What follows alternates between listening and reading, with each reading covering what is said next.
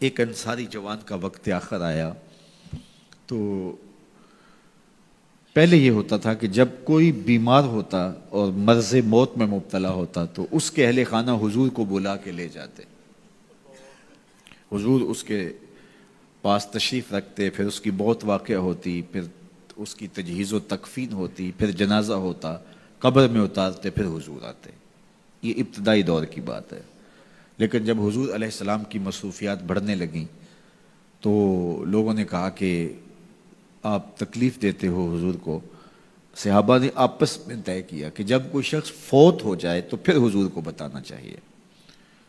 تو پھر جب کوئی فوت ہو جاتا تو پھر حضور کو بتاتے، حضور ان کے ہاں تشریف لے جاتے. لیکن پھر اور زیادہ مصروفیت ہوئی تو کہا حضور کو جنازے کا بتانا چاہیے، پھر جنازے کا بتاتے.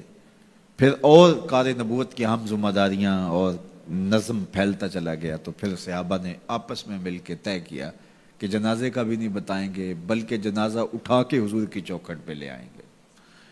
اور پھر جنازہ اٹھا کے لے آتے. یہ باب البقیع سے باہر جو جگہ خالی پڑی ہے، جنت البقیع کے درمیان جو جگہ ہے، یہاں لا کے جنازہ رکھا جاتا ہو. حضور کے دور میں سارے جنازے یہاں ہوتے تھے. تو پھر جنازہ لایا جاتا، حضور سے عرض کیا جاتا اور حضور حجرہ انور سے نکل کے جنازہ پڑھا دیتے. تو یہ ابتدا کی بات ہے. تو حضور پہلے ہی تشریف لے جاتے. تو وہ انصاری جوان کا وقت آخر تھا اور آقا کریم علیہ السلام اس کے سرحانے بیٹھے تھے. تو اسرائیل علیہ السلام روح قبض کرنے کے لیے آئے.